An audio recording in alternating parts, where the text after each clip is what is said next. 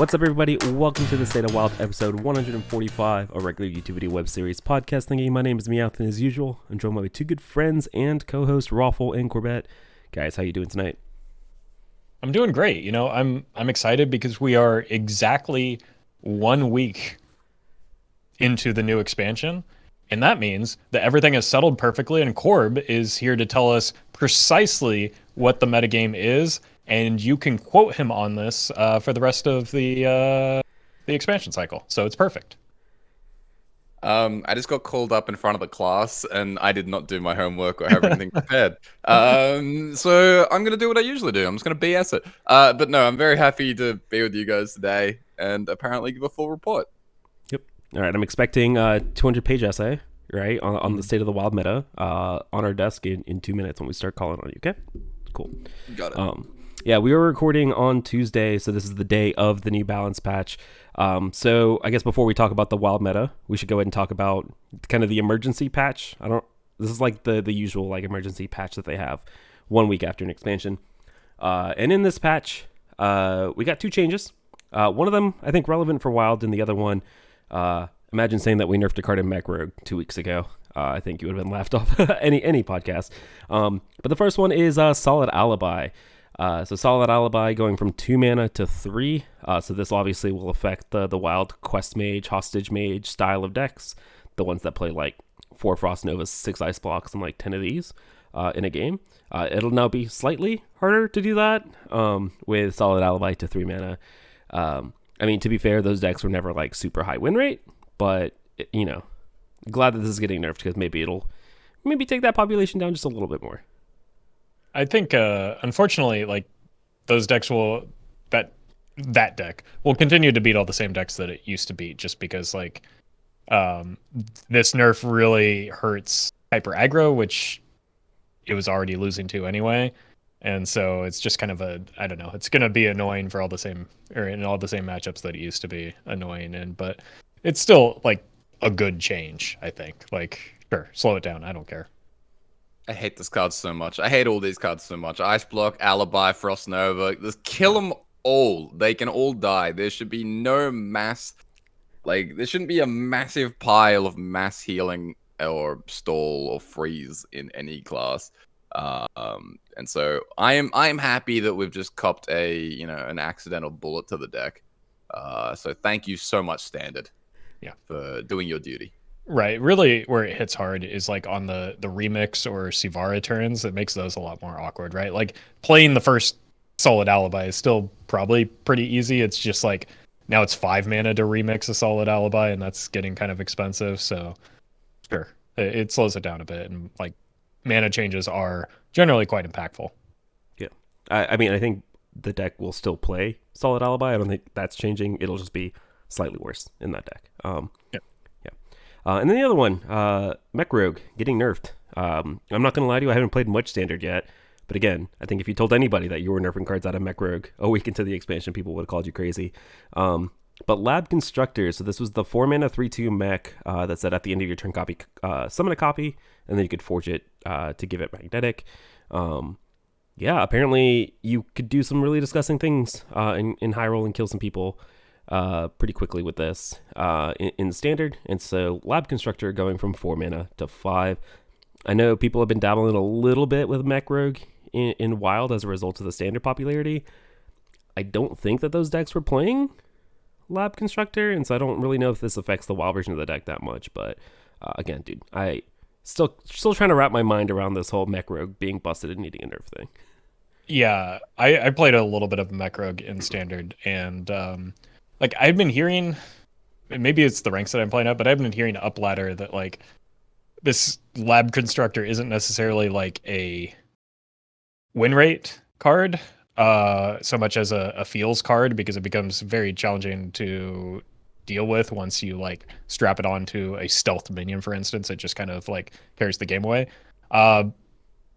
But I quite literally did not lose a single game playing the deck, and a lot of the wins were entirely off the back of just like stupid stealth, the Lab Constructor thing. So slowing that down a turn is pretty good.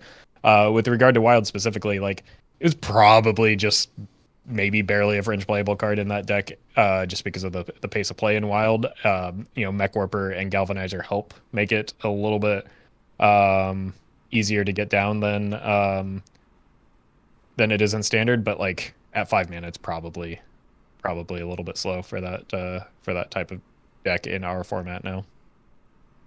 Yeah, I'll have to say. I wouldn't be surprised if it's still kind of solid in Mech Rogue, and Mech Rogue itself in Wild is actually pretty playable, which is just quite hilarious. But yeah, it probably more of a feels based nerfed. Although Mech Rogue was very very powerful as a whole. It's just I don't know if like this was the specific card that was like a huge outlier, but it definitely an outlier in terms of how players felt about the games, and yeah. A lot of complaints, a lot of Reddit complaints, a lot of Reddit threads right now about Mech Rogue, because there's a lot of it at most of ladder, and it's very good. You should see my YouTube comments from today's video, which happened to be Mech Rogue when I didn't lose a single. But I think something important about these particular balance changes in like they're not terribly inspiring or groundbreaking, and part of that is like Meow said, it's kind of their emergency patch. They could only maneuver numbers around, so they weren't ever going to do like really big reworks with these cards. They're just kind of doing quick band-aid solutions to things that are both, I think, seem to be like player experience and play pattern issues rather than necessarily win rate cards. Yeah, that was kind of the vibe that I got as well on these nerfs. Also, kind of related, they called it a bug fix, but Sparkbots, the colors have been changed to more kind of accurately align with the keywords. So if you've gotten used to certain ones looking a certain way, just double check when you're the next time you're playing Sparkbots, because it might have changed, right? Your Reborn minion might not be the red one still. It might be something else. I actually don't know any of the colors. I'm making things up, but just keep that in mind for that. So I don't know. I can't memorize anything, so I read anyways. Right. But some people might, and so but also, yeah, so like Roffle kind of alluded to, this is the emergency patch. If things are, breaking in Standard again, in 3 weeks, that's usually when we get kind of the big patch with a bunch of changes. And so I don't know what they're going to do. Maybe it's a bunch of buffs. We'll see. But again, light touches and stuff like that, not a huge impact on Wild outside of Salad Alibi. All right, that being said, let's actually talk some Wild. We're a week after the expansion, so before we dive in, just kind of what's the general experience? How you guys been feeling about the new stuff? The expansion has been fun when I have managed to queue into human beings as my opponents, which in a multiplayer game has been surprisingly difficult for the past week. Some of that was my own fault. Like I climbed very quickly on day one, just because I was playing a lot of Hearthstone because the new expansion came out. And the only people that I had to queue into once I lost my star bonus at the diamond ranks happened to be bots. So I was just encountering I think it was something like days 1 and 2, it was maybe 70-80% of my opponents were very clearly bots. It improved later in the week to about 50%. And that was after I just was like, okay, fine, I'll hit legend and queue based on MMR again. Surely that'll fix things. And that's what was able to drop it down to 50%. And it was just, I think, today where I was finally hitting like a majority of human players. So it took 1 week to actually start encountering predominantly human opponents, and that's not a fun experience. As a result, I felt like I had no choice but to play Standard because that was the only way that I could queue into humans. Fortunately, I queued into a lot of bots in Standard as well because my MMR was so broken from not playing Standard for a while. So it was not a great experience because I was very much looking forward to the new cards and playing against other people playing the new cards, and that just unfortunately was not possible for me for the very nearly a full week. I'm so sorry. That sounds it sounds horrible. Yeah, and on top of queuing into bots, then I had to have the same repeated conversation with my chat about why they're bots, what the bots are, what the difference between the bots in Wild and Standard are, why it's a problem that I'm queuing into bots, and just it was quite exhausting. The conversation again, and it seemed like my entire mental energy was spent fixated on the fact that I was queuing to bots rather than hey, there are new cool cards that I'm playing. And it was a rather unpleasant experience. I think that really what happened is, with Classic being sunset, a lot of the bots seem to have moved over to Wild. You can kind of see that just as a result. Like the gap between Standard Legends and Wild Legends is always like massive historically in our format. It was actually pretty narrow the first few days of the season, simply because there are just so many bots in the Wild format right now, and it's kind of a bummer. The way that it lined up with the new season and the expansion coming out, it kind of made it hard to enjoy the expansion for me, especially that first day where it was again legitimately 80% bots. Was quite miserable. Yeah, that sounds horrible. But yeah. Hopefully the problem's getting fixed soon though, because I know that there was a tweet out there, where like it was like Blizzard Japan, that like over 13,000 bots or people that were using software had been banned. It was just a tweet about like 13,000 things have been banned. I don't. Nobody knows any specifics, right? They hide that for a reason, but maybe that's going to start affecting other servers. It's not just the Apex server, and hopefully the experience will improve soon. I don't really know how much they can really fight this, but Yeah, it's unfortunately a difficult problem to solve, and because it's a difficult problem to solve, they don't want to publicly talk about how they solve it, because then that allows people that are botting to adjust their behavior in order to avoid doing the behavior that gets them banned. So it's like this is true of not just Blizzard, but any gaming company is very reluctant to give away any information about how they handle cheating and botting in general. But the result is, as a player, it just feels like nothing's happening. So hearing that announcement is a little bit encouraging, but it doesn't change what I observe on a daily basis when I'm trying to play the Wild ladder. Yeah, I was kind of just like looking at some stuff real quick. I was comparing the Vicious Syndicate class frequency, which goes by the opponent, and I was looking at it compared to what HS Replay is doing, which uses a Hearthstone tracker site. So HS Replay uses players that are like mostly, I imagine, real human beings, and then Vicious Syndicate uses all opponents. So the idea is basically that Vicious should probably capture the bots, because bots are opponents and they probably don't use a deck tracker. It does seem like there is a very significant extra rogue population that I'm looking at. It seems like, at a very, very ballpark estimate, and you can take this with a complete grain of salt, maybe at least 7% of games of opponents are bots from Diamond 10 and up, and obviously depending on what MMR bracket you are, that will go up dramatically. So I don't know. That's just at a ballpark, but that's a lot if it is like for the entire population. That's quite a little. And that's also just a singular one of the botted decks. So, yeah. Like, it got to the point for me where I could legitimately identify which of my opponents were bots just based on the mulligan pace, and so I could see the class that they were. I could see the way they behaved in the mulligan. I'm like, okay, this is a bot, and then it proved itself. It's like Neo in the Matrix, Roffle. You're just like seeing everything. Yeah, except an absolute nightmare. Yeah. Well, again, hopefully things are going to get addressed soon. But I'm from what I'm hearing is that your games against human players, you're having a little bit of fun with the new stuff, right? And that's kind of what counts, at least in regards to the new expansion. Yeah, the new stuff is great. When I queue into humans, it's been fantastic, because surprisingly, a lot of the humans that I do queue into seem to be playing a lot of the new stuff. There are some very clearly powerful new cards in the expansion, and it's good to see people making use of those. Early on in the expansion, which isn't necessarily something that's frequently done, especially at higher ranks early in an expansion cycle. People just kind of default to the decks that they're playing before until things get figured out in Wild in particular. So it's good to see like a wide variety of decks when I do queue into humans. All right, Corb, what about your experience out there? Mostly just been playing the good stuff. I did spend day one playing Automaton Priest, and it could have been the good stuff, but it turns out I think it's mostly just the fun stuff. My the automaton predictions may not have paid off. Unlucky. But yeah, I don't know. I've been kind of toying around with the best decks because I'd rather win games than lose games. So that means a lot of Even Shaman, Mech Paladin, a lot of Frog Shaman. Frog Shaman's been very fun to figure out.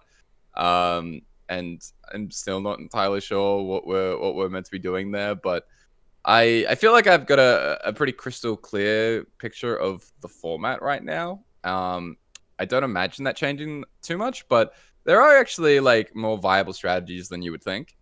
You know, if you come into an expansion, you say like, oh, Even Shaman and Mech Paladin, yada yada yada. That's all expected, but there's a whole bunch of stuff like Reno Lock, which actually look very good right now, which has been kind of a surprise. So I think that the major expectations of like what was going to be good in the format hasn't really changed.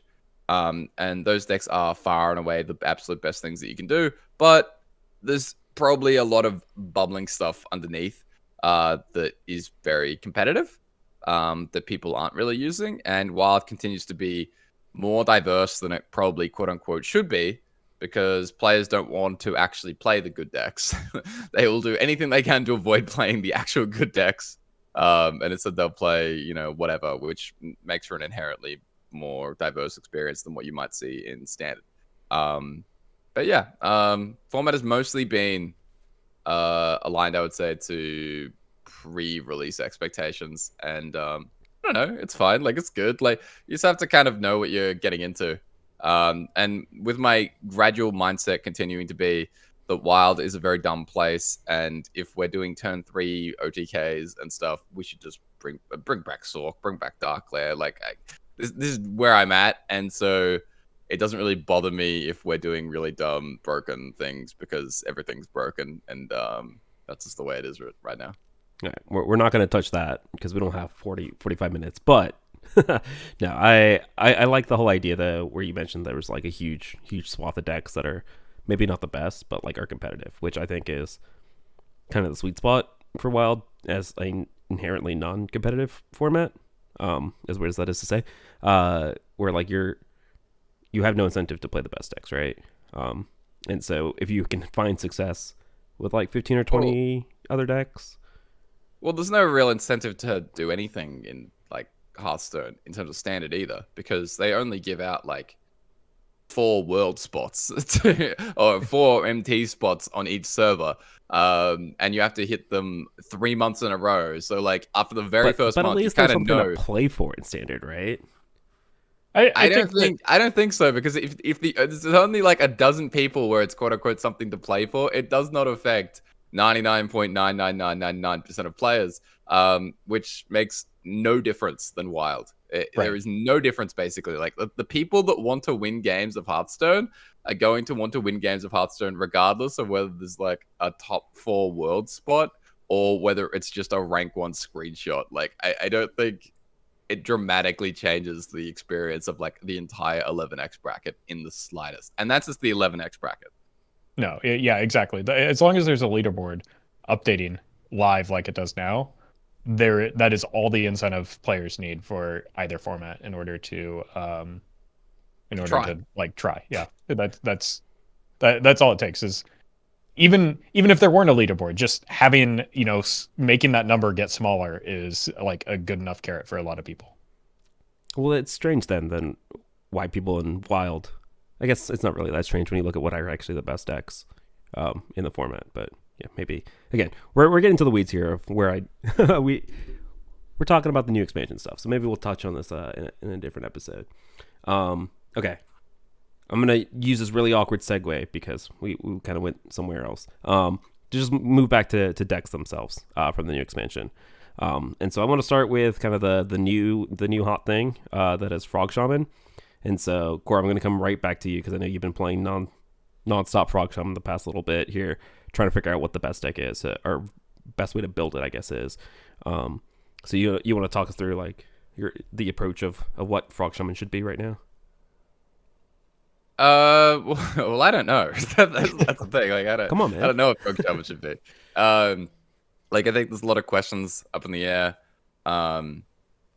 The general thing that I found when playing the deck is that the whole idea of the OTK is often unrealistic or unimportant, which is funny because that's like not. I'm sure like a lot of listeners or people that have played the deck or people that like it's been the favorite deck of theirs completely disagree. They're like, why would you not be playing bioluminescence and going for like crackles and stuff? I just think that the more I play the deck, it's like it's less about OTKs and it's more about a big board swing of Voltaic, Burst, and Storm's Wrath, and Wraith, and Giants. And you just make a big wide board, you deal some chip damage, you clear their board, and that's a pretty good turn 3. And so I have generally cut back on Crackle's bio and those things because it's sort of hard if you think about how the play pattern, right? Like you play Flash of Lightning, you pop off with your frog turn.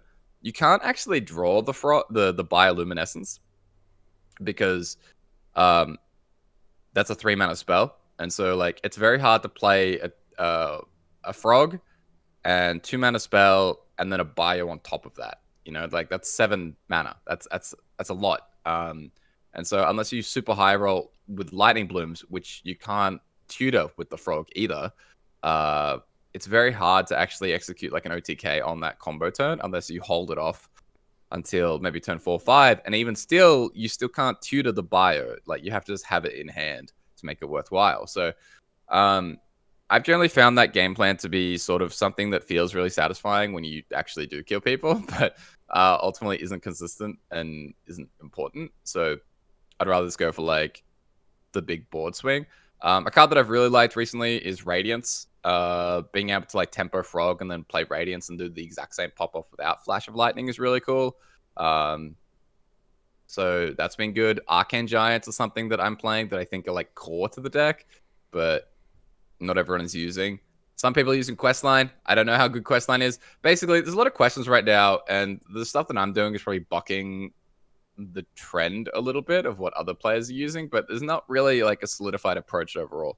In my mind, this deck is closer to like a Dark Lair Warlock than some like Tony Druid, if that makes sense. Like it's not killing you on the swing turn, but my god, you make big, dumb, early threatening boards and clear the opponent's stuff. And that makes it really good, it feels like. It feels like its strongest matchups are actually against things like Mech Paladin, against even Shaman if they're not playing tech. So it actually does really, really well into aggressive stuff without disruption. And the biggest struggles are big fat Reno piles that play like 27 tech cards that, you know, play Razor Scale, Firewatch Post, Cult Neophyte, Akani, Lothab. Like the list literally just keeps going, and that will beat you. But a Mech Paladin exploding onto the board on turn 3, turn 4, don't worry about it. That's easy. That's stress-free living. I mean, to do the same exact thing. Yeah, with a Crash of Thunder. So yeah, or 2. So right, and that pile of tech cards is going to beat either version of the Frog Shaman simply because of how telegraphed the go turns tend to be with the Flash of Lightning coming up, right? So it's not like that's a unique problem for the Giants version, other than, you know, if you do pop off, they sometimes clear your Giants, I imagine. yeah, the bio probably has like an edge against something like Tony Druid, maybe, where maybe it can, like, it is quote unquote needed to be able to actually kill them fast enough. But like I think that's one matchup where I think that's one of those like psychological cards where it's like, oh, I just want to have this thing in my deck so that way I can potentially OTK. But in the aggregate, as we average everything out, I just don't think it's the worthwhile approach. But then again, like I said, I don't know. Maybe my opinion will completely flip in a week. My decks have been flipping every 24 hours, so that would be a slow thing. So we'll have to wait and see. Yeah, every day I wake up to a brand new Frog Shaman deck list in the Corp Discord. Like it's tradition at this point. It just changes because I'll miss a Corp stream and I'll wake up to a brand new list. Yeah, I'm actually kind of, I think I like it more that it's more Dark Glary instead of OTK. I don't know if that makes sense or not, but it also probably is a lot more attractive for high legend players than, right, that miss that kind of appeal of Dark Glare. I don't know if you like find that, you know, true. I don't know. I'm not sure. Like, because again, I don't know how much other players are actually doing this kind of thing with like multiple giants and cutting crackles and stuff. So I think the deck is appealing regardless.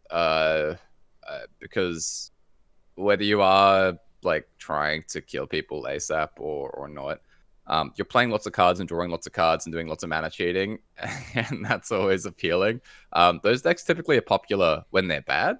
So when those decks are remotely playable, they're usually the favorite deck for a pretty decent section of the player base. Like it's the main thing they want to be doing.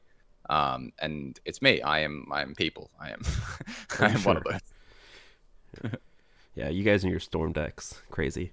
I guess before we move on, I do want to, because I know we're already gonna get questions. If you guys are looking for deck codes for a lot of the stuff that we're talking about today, I'm just gonna if you look down in the description, there's a link to my Discord, there's a link to Corb's Discord, there's a link to Roffle's YouTube videos. You click on those and you'll have access to a billion deck list, including all the ones that we talk about today. So, just getting ahead of that YouTube comment in question, make sure you just click on one of those 3 links. Okay, so after Frog Shaman, we're going to move on to something that's a little bit less exciting, but maybe just as powerful. And we kind of expected mechs and totems to be good coming in to the expansion, right? Drone Deconstructor and Ancient Totem in particular, for Mech Paladin, Mech Mage, and even Shaman. I'm going to go ahead and lump Crusader Aura into this conversation because of specifically Mech Paladin. I think it's safe to say that Mech Paladin and even Shaman both look super strong out of the gates. Not super surprising, given that it's adding 1 or 2 cards to an already established good archetype. But they look like maybe the 2 best decks in the format, actually, in my opinion. Mech Paladin and even Shaman. I don't know if you guys agree or disagree with that. Yeah, they're probably the 2 best decks that humans are reluctant to play. I think that's without a doubt. Yeah, they are decks that were very strong and very much underplayed for their strength going into the expansion. They each got maybe like 3 to 5 new cards and remain very strong and probably very underplayed for their relative strength. I think I've probably seen a lot more mech paladins than I have even shamans, bots excluded. But I think that's because it just got a little a little bit more like, yeah, it's fun to play Golganeth in even shaman, but like other than that, you're getting a 0 mana totem, and so it's a little bit less exciting to try that out. I think even shaman has also been a part of the metagame for a little bit longer than mech paladin, so there's a little bit less novelty associated with it.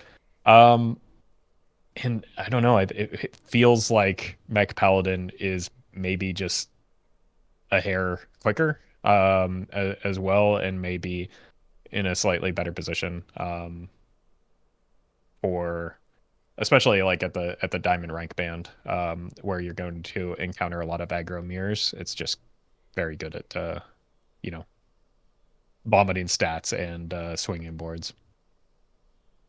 Yeah, both the decks are really good. So players aren't too enthused about playing either one. But they're both very broken. I'm not sure which one's better. I'm not even sure if they're the top 2 decks. There are 2 others that I think are just as good that aren't even Frog Shaman. Although Frog Shaman might, people are still figuring that out. It's kind of hard for Frog Shaman to be really good when people just tech so hard against it. So you can't outskill your way or outbuild your way against Lothab. But there is another mech deck, and I think Questline Druid is also very top tier. Just to touch on that, but yeah, Golganath is very strong and even shaman. Ancient Totem is probably fine, but way overkept in Mulligan. Stop keeping Ancient Totem. Go get your chisel. Don't keep any card that's not chisel. Like, you can keep it sometimes in probably like rare situations, like if it's Tony Druid and you have like a surge and you're just trying to like kill people like as fast as possible, but like probably should. You're overkeeping it. You're all overkeeping it. I'm overkeeping it. And then Mech Paladin is great. So yeah, I don't know. Like the decks are good. We thought they were gonna be good. They were the best aggro decks that got direct support, and then they got direct support. So yep. Yeah, if you guys can't tell, we're as enthused to talk about these two decks as people are to play them on Wild Ladder. So, no, these decks are good. Segueing the Even Shaman into Golganath. Golganath good, by the way. I think it's safe to say at this point. Card seems okay. I know Corby have been messing around with the Wind Fury, so just so in case people don't really know the interaction, the activation counts as an attack, and so if you Wind Fury the Golganath, you can activate it twice. In a turn, which means also that the following turn you can use the third one and then attack with the Golganath. Kind of a sweet interaction. But like you have Crackles and Jam Sessions as your overload cards. The AoE effect is just bonkers for some reason. Yeah, Golganath good. You should play it. Other decks, I'm just gonna shout out Shudderwalk Shaman with just Lightning Storms. Seems really good with Golganath. It's like a mini Brucon. Guys, I'm actually this close to just cutting Shudderwalk from all of my Shudderwalk Shaman decks. Like it's that close. Also, I've been messing around with big Shaman with Golganath. I don't know, dude. This Titan card seems kind of nuts. I just played some Big Shaman with him yesterday.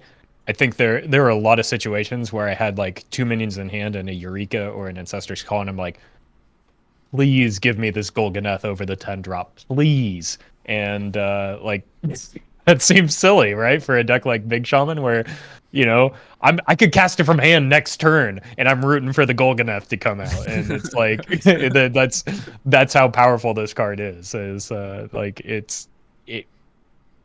so many matchups where like the AOE just flat out wins you the game, like you just win, and yeah, it's a silly card that has a lot of flexibility and you just play it when you're playing Shaman, it seems like. All right, you need to have a very good reason to not play Golganath. Speaking of another Titan that I've been playing with, I'm sure Roffle's probably played a few games with this, and that's Amanthul in Priest. Obviously, really, really good in Reno Priest. I'm not going to lie to you. I actually played a lot of Big Priest with Amanthul in it. Hear me out. It makes Big Priest fun to play. So the whole poof effect on the Amanthul is really gross. And you just get a lot of value. So like, have you ever played Big Priest with a bunch of Pyros and then resurrected a bunch of Pyroses against a Shudderwalk Shaman, and that's how you beat them? Because I did that, and that was a lot of fun. Can't believe I'm saying that about Big Priest, but Amanthul, maybe like a little bit notched down from Golganath, but also like an insanely strong Titan. It's probably good. It's probably quite good in Big Priest. Yeah. The card's stupid, and I imagine without actually playing it, because I am not a monster who has played Big Priest this expansion yet, that it helps a ton in a matchup like Reno Priest, because the insane value generation and layered threats can be alright. And because like you have a pretty limited number with Reno Priest able to clear a lot of it, so I imagine it helps there in a lot of those slower matchups. But it's pretty gross though. it's pretty disgusting. Yeah, like even the like giving stats and like duplicating effect just works so well with Nuptialon, right? You're already running a card in your deck to do that. Why not just have it be on a minion? So I can very well see it being at least worth a consideration as your third minion in that deck, and it probably does maybe not necessarily flip some certain matchups, but like make them a little bit more competitive while not sacrificing a whole lot into like the matchups you were already winning. So yeah, I'm gonna be honest. I think I've played every single Titan at this point. They all seem pretty good. Like maybe some of them aren't nearly as flashy, like the Rogue, Hunter, and Warrior ones, but like they're still good. They're good cards, and they do good things that like do good onto the board in a lot of contexts. Like they're just good. I don't know. Yeah, shoutouts to Agrimar. I played him a lot in Beast Hunter and Even Hunter, and like again, not super flashy, but he's just straight up won me many games. I really hope that they don't nerf any of these Titans, but I like very much feel like they are going to, and that's going to make me a little bit sad. Because if they're powerful enough to make the impact that they're having in Wild, I'm only imagining what they're kind of doing in Standard as somebody who's not super well in tuned with it. Okay, last Titan to talk about, I promise, and that's Sargeras, the card that's basically single-handedly brought Renalock back into the meta. Yep. Like, it's kind of crazy. I remember when we were talking about this in the preview season, where we're like, yeah, you probably just like shove it in Renalock. It's like a one-card win con, and boy, it really is a one-card win con. It also makes Symphony Sins like that much better with the it's like to draw the highest cost minion in your deck and discount it by 6, because that means like you're no longer drawing your Gigafin, and now you actually have a threat to hit off of it with the discount. Yeah, Sargeras, very, very good, especially if you can get him down earlier than turn 9, but even if you can't, the card seems really, really busted. Yeah, I will fully admit that I was skeptical of this card, and I was very wrong. Yeah, how I pushed to Legend quickly this month was I just won like 11 straight games with Reno Lock because the deck is good. Like, and yeah, the Symphony into like it takes one of the like options off of the Symphony that was just like unplayable, like useless in most contexts, to sometimes the best option. Like you getting a 3-mana Sargeras is just outrageous. You can do chat's favorite play and even Bran him, so you get 2 portals, and that's stupid. Don't do that, but like you could. I may or may not have had 3 portals on my board once upon a time as not a warlock. I was playing shaman, and I had 3 portals on my board. 3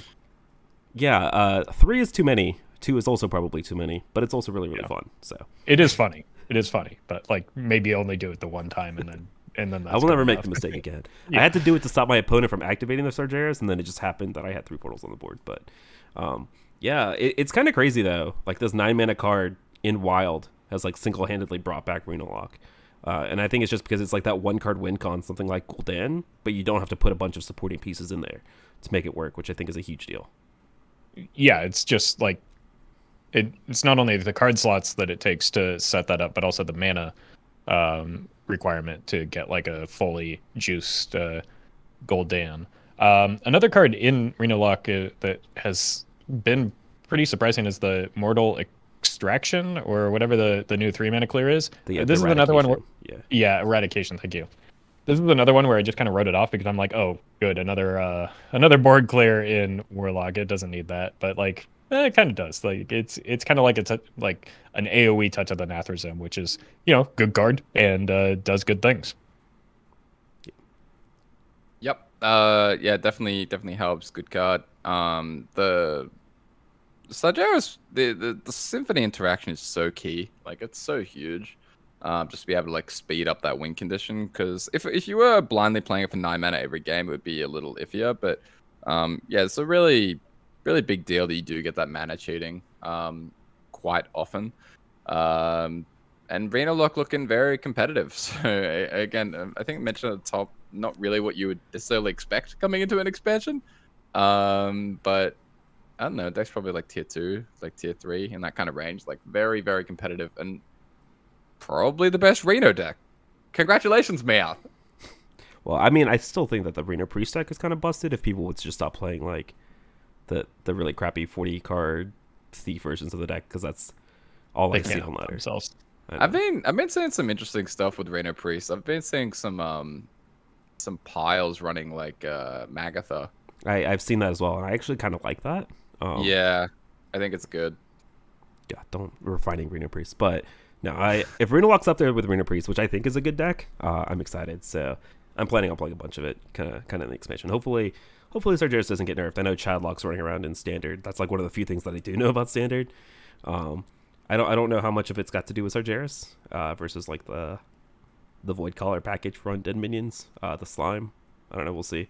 But here's hoping Sargeras doesn't get nerfed. All right. I want to pivot away from Titans. We know Titans are strong. Titans are cool. Talk about a little bit of some really random cards that are kind of having a big impact. So Gear Shift, I know that I completely missed this in preview season because I can't read, but it turns out 1 mana draw 3. A little bit worse than Secret Passage in 1 mana draw 4, but 1 mana draw 3 is still kind of good. So I've been playing a lot of Kingsbane Rogue and Gear Shift seems nutty, to say the least. Almost to the point where like I kind of want to cut mic drops just because it's 3 mana to draw rather than 1. But I've had a very, very good win rate with Kingsbane Rogue, but I also, it probably is supposed to be in stuff like Pirate Rogue, or I don't know what the mech rogue list looks like, but Gear Shift probably good in that deck. So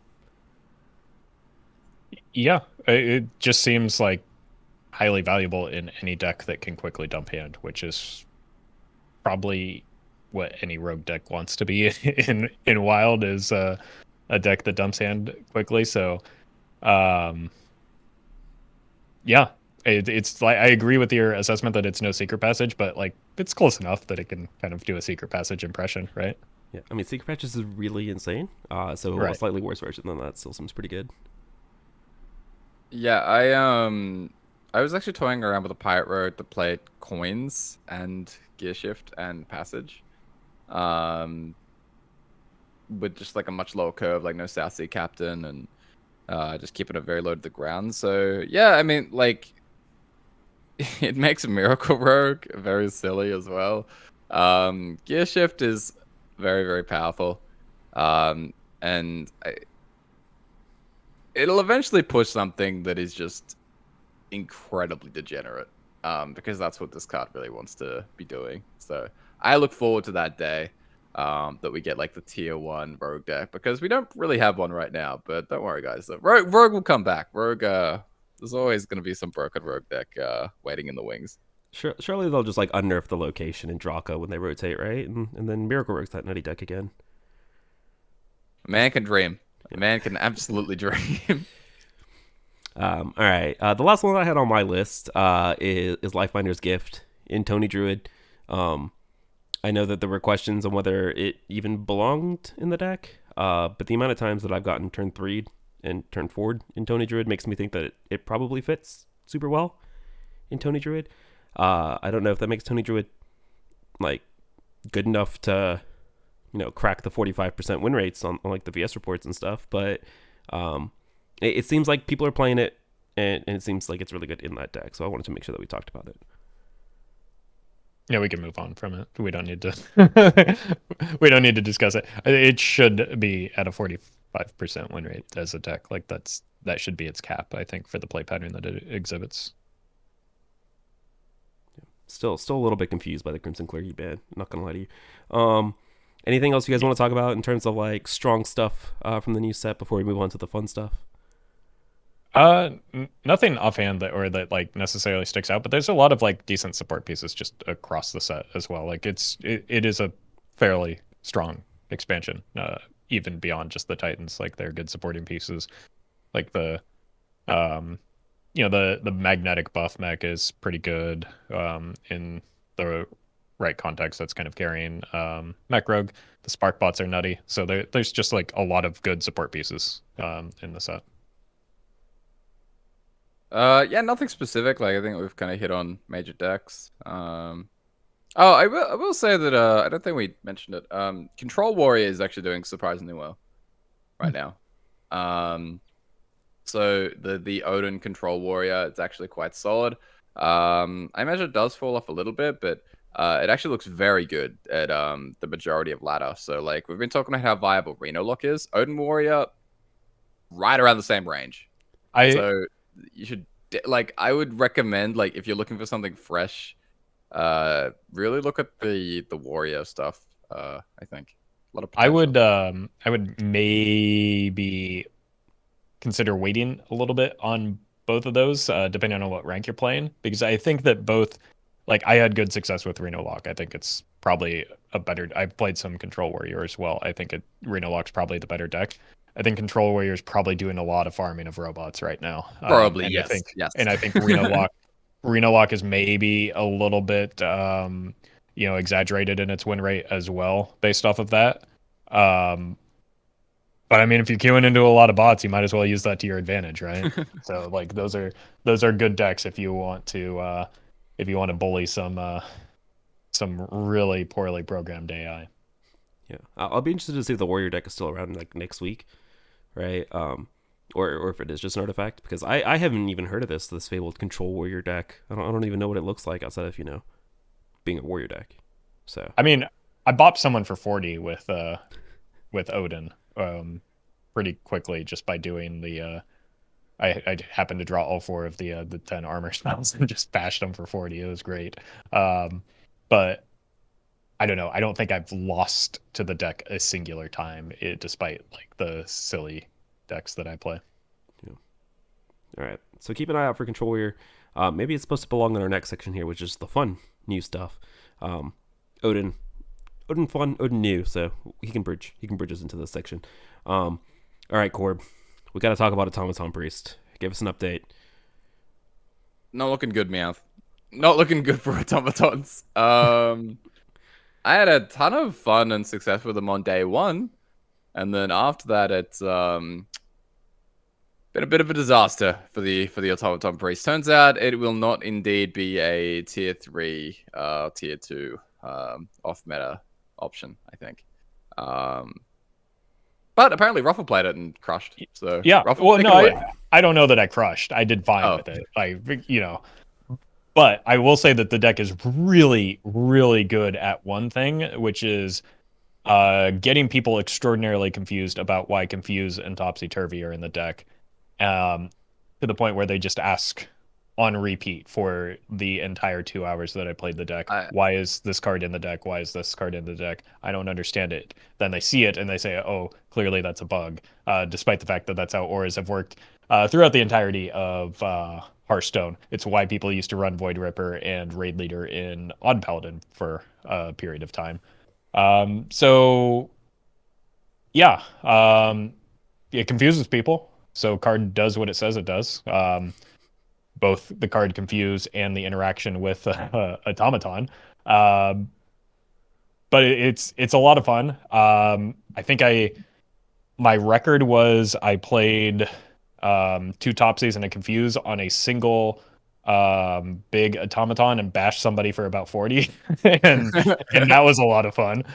So because it like compounds when you flip back and forth. So I started with like they left 1-11-11 on the board and just got obliterated. So it's a great highlight reel deck. It's not terribly reliable. It feels just absolutely anemic if you cannot get your automatons going. It just literally doesn't do like a thing for until it draws a singular automaton. But once you get that automaton, you are moving, man. Like every card in your deck is just like built around making the automatons get so big, and it's so fun. Yeah, it's really cool. It was the very first deck that I tried. I played like just 5 hours, I think, of like Automaton Priest on day 1. And I did have to set up a command because I could not deal with the questions anymore about Confuse and Top. Like I was breaking. I was streaming that one on YouTube, and I do not have those commands set up over there, so it was just like on repeat getting asked that question, and then people adamant about it being a bug, and it was That's how you know. Fun. Those are the people don't listen to the podcast though, because we explained that very clearly last week, and so they're all just outed themselves. No, I was explaining it. I was going through like a big like a 1 minute thing. Like, okay, here's why confusing the deck. Here's why it works, and here's why it's not a bug. And then 1 second later, a chatter would say, "Why is confusing the deck?" And it was just blowing my mind. But yeah, Confuse is super fun. Yeah, Confuse is super fun of the deck. It's it's kind of nice when these like weird interactions pop up and they push old cards that haven't seen play in a long time. So like, always my like favorite thing generally about like wild deck building when it happens. But yeah, I don't know. The deck isn't like that doesn't feel like that far off. Like the strategy, like it scales very sillily. Like it is kind of nutty once you get going. It's just a little slow, inconsistent. And my God, do you not want to get devolved? Yeah. Fortunately, devolve is a lot more rare than it used to be. It might be coming back though with some of the other mech decks, and that that could be a problem because I got devolved 1 or 2 times right after going on this whole spiel about how devolve has fallen out of favor in a lot of decks and immediately get devolved after that. So that definitely does feel bad, not just for the board that you had, but also for the like all the res effects. Yeah, you willed it into existence. What I really need them to do is make that res spell only hit like 1 and 2 costs that you can like play handmaiden in your deck, and that it feels like a little less bad. Um, but it feels really bad when you like draw your 2 automatons and all your insights and creation protocols like do nothing. But Honestly, that situation felt a lot better to me than simply not drawing your automatons or the create. Like I will happily carry some dead cards as long as I get an automaton going. Like that was there were so many situations where it's just like it's turn 5, I haven't played a single card yet because none of my cards do anything. I physically cannot play my cards because Right. I don't have a target. All right. From one mech deck to another though. Mech rogue, but not like the actual like mech warper stuff, that the stuff that's going on in standard, but specifically like mech quest rogue. I know this is something that we also talked about during previous season of like the spark bots with the quest, because quest says play with the same name and magnetizing and all of the spark bots are all the same. And so I had a lot of success on day one with like you play a galvanizer, then you play all your things to complete your quest. But also post quest, all of these things are 5/5s. And so when you magnetize them onto the one stealth minion that survives, you all of a sudden have a 20 attack minion that gets to hit face. And sometimes it has win free because perk bots are dumb. I had like a 70% win rate on day one with the deck. Seemed pretty impressive. I know Corp Triton had a completely different experience. I don't know if there's like a general consensus out there about Mech Quest Rogue. I don't think Quest Rogue is back to being like super competitive in the meta, but I do think that the mechs are like super good in Quest Rogue. That is just my opinion though, from my one day of experience.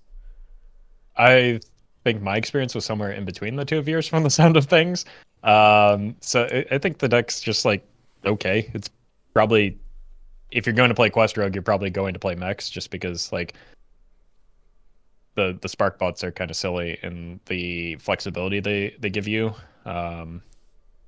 compared to I guess just going all in on the chargers, which in certain matchups is going to be a little bit more advantageous, but it's maybe better into faster matchups because you can actually like respond to the board. But it's probably not. It's probably not even the best way to make like mech rogue. So it's probably not the way to go. But it was worth a try. It was interesting. Yeah. It's funny. Like it's very funny. It's not good. I'll tell you that much. Like Quest Rogue is not grading out as much more than high tier 4-ish, maybe kind of that kind of range. So sadly not a meta breaker right now, Meowth. Seems like a lot more people having my experience, perhaps, or just getting completely overrun by aggro. I couldn't even complete the quest. I couldn't even get like stage 1 done before I died. It was brutal. Yeah, that's just what we call in the business a skill issue, right? I am just way too good at Quest Rogue. So, yeah, makes sense. Yeah. All right. Last but not least, Roffle, got to check in. How many 2020s did you make with the new legendary? So many, and it's actually I don't know if I was rolling hot or what, but like I could not stop drawing the jailer on curve with like double Forge of Wills or whatever, like, and just like it wasn't just hitting people with 2020s, it was hitting them with two 2020s as a result of the location and just getting lethal on turn 6 with the coin. Like it was it was silly. Because I don't know if you know this, but like Warlock has pretty good removal. So if it doesn't draw the card in the early game, you just remove the opponent's stuff, and then eventually they have no more stuff, and you just kind of limp away across the finish line with Sargeras as well. So yeah, the deck's really cool. Basically, you have both Phanotem and Darkness as like to avoid any of the failure associated with drawing one of those. And you play the Jailer, you make a 2020, you copy it, and you win. It's cool. It's not strong, but it's cool. It was fun. Yeah, as long as you're living the dream, right? Because I knew you were excited about that, and it seems like you have lived it. So Yeah, yeah, and of course, you got the Brainiacs in my YouTube comments telling me that what I really needed to do was play Lorthamar first, and then that way I can summon it a 40/40. But I don't know what fantasy world that was in because that was not the Warlock doesn't have that much removal. Let's be clear.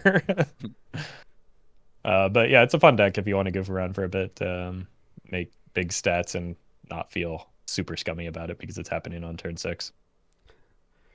all right. Anything else you guys want to touch on from the new expansion before we wrap things up this week? I don't think so. I think we've covered. Cool. All right. So again, just a reminder that if you want any of the deck list, you got Roffle's YouTube channel, you got Corbettgames Discord. All of those links will be down in the description. So if you're interested in any of that, make sure you guys join or click those.